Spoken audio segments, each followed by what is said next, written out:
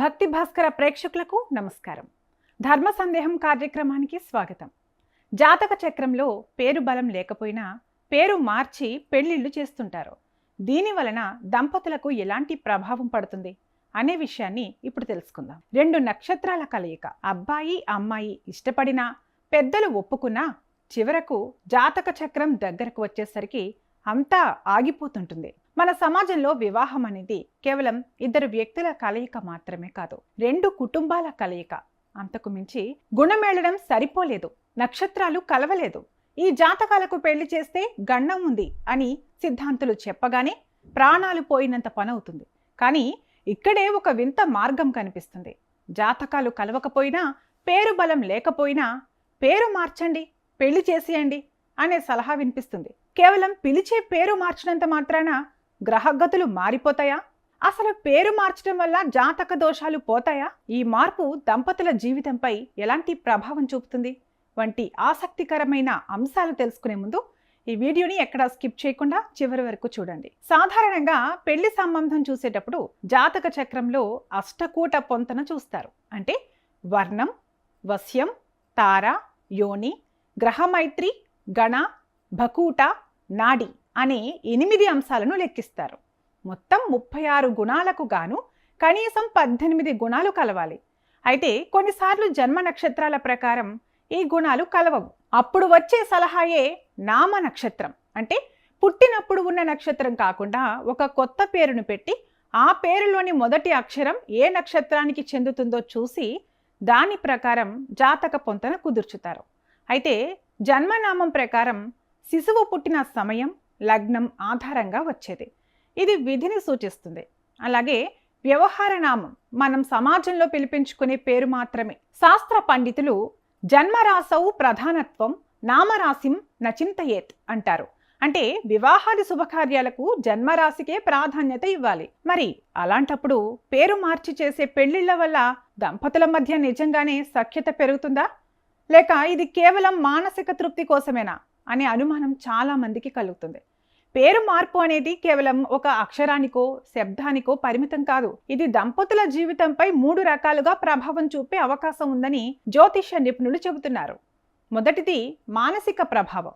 దీని వలన చాలా మంది తల్లిదండ్రులు జాతకం కలవలేదని, పెళ్లి ఆగిపోతే పిల్లలు బాధపడతారని భయపడతారు. పేరు మార్చడం వల్ల ఇప్పుడు దోషం పోయింది అనే ఒక పాజిటివ్ వైబ్ క్రియేట్ అవుతుంది. ఈ నమ్మకమే ఆ దంపతులు ఒకరినొకరు అర్థం చేసుకోవడానికి, చిన్న చిన్న గొడవలను భరించడానికి శక్తినిస్తుంది. అలాగే రెండోది శబ్ద తరంగాలు. దీని ప్రభావం వలన మంత్రశాస్త్రం ప్రకారం ప్రతి అక్షరానికి ఒక శక్తి ఉంటుంది. పేరు మార్చినప్పుడు ఆ వ్యక్తిని కొత్త పేరుతో పిలుస్తుంటే ఆ శబ్ద తరంగాలు వారి ఆలోచన విధానంలో మార్పు తీసుకురావచ్చు. ఒకవేళ ఆ కొత్త పేరు వారి లగ్నానికి, మిత్రగ్రహానికి సంబంధించింది అయితే అది కొంతవరకు అనుకూల ఫలితాలను ఇవ్వవచ్చు. ఇక మూడోది, అసలు దోషం అలాగే ఉంటే ఇక్కడే అసలైన చిక్కు ఉంది.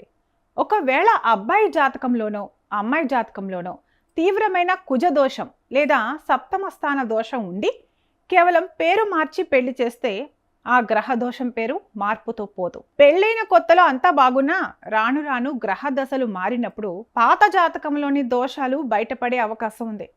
దీనివల్ల ఆరోగ్య సమస్యలు లేదా ఆర్థిక ఇబ్బందులు ఎదురయ్యే ప్రమాదం ఉందని కొందరు హెచ్చరిస్తున్నారు. మరి దీనికి పరిష్కారం ఏంటి? పేరు మార్పు అనేది కేవలం ఒక షార్ట్ కట్ మాత్రమేనా? అయితే వాస్తవంగా మన పెద్దలు ఏమంటారంటే, ఒక వ్యక్తిని ఒక పేరుతో కనీసం 41 రోజులు పిలిస్తేనే ఆ పేరుకు ఆ వ్యక్తిపై ప్రభావం చూపే శక్తి వస్తుంది. కానీ కేవలం పెళ్లి పత్రిక మీద పేరు మార్చేసి పెళ్ళయ్యాక మళ్ళీ పాత పేరుతోనే పిలిస్తే దానివల్ల ఎలాంటి ప్రయోజనం ఉండదు. అంతేకాకుండా కేవలం జాతక చక్రం మీద ఆధారపడకుండా వధూవరుల గుణగణాలు, వారి వ్యక్తిత్వం, ఒకరిపై ఒకరికి ఉన్న గౌరవం కూడా పెళ్లికి ప్రాతిపదిక కావాలి. పేరు మార్చడం అనేది శాస్త్రోక్తంగా చేస్తే తప్పు లేదు. కానీ అది కేవలం ఒక ఆచారంలా కాకుండా ఆ పేరులోని శక్తిని సరిగ్గా విశ్లేషించి చేయాలి. పేరు ఏదైనా, జాతకం ఎలా ఉన్నా ఒకరినొకరు అర్థం చేసుకునే మనసు, కష్ట సుఖాల్లో తోడుండే గుణం ఉన్నప్పుడే ఆ సంసారం నందనవనం అవుతుంది. పేరు మార్పు అనేది కేవలం దోష నివారణకు ఒక మార్గమే కానీ అది సంపూర్ణమైన గ్యారంటీ కాదు. జ్యోతిష్యాన్ని గౌరవిద్దాం, కానీ విజ్ఞతతో నిర్ణయాలు తీసుకుందాం. అలాగే మీరు కూడా ఒకవేళ పేరు మార్చి వివాహం చేసుకోవాలని అనుకుంటుంటే సరైన పండితుల సలహా తీసుకోండి. కేవలం అక్షరం మార్చడమే కాదు, ఆ వ్యక్తి ప్రవర్తనలో కూడా సానుకూల మార్పు వచ్చేలా చూసుకోండి. ఈ సమాచారం మీకు నచ్చినట్లయితే ఈ వీడియోని లైక్ చేయండి, మీ స్నేహితులకు బంధువులకు షేర్ చేయండి. ఇలాంటి మరిన్ని ఆసక్తికరమైన జ్యోతిష్య ఆధ్యాత్మిక విషయాల కోసం మన ఛానల్ని సబ్స్క్రైబ్ చేసుకోవడం మర్చిపోకండి. సర్వే జన సుఖినో భవంతు.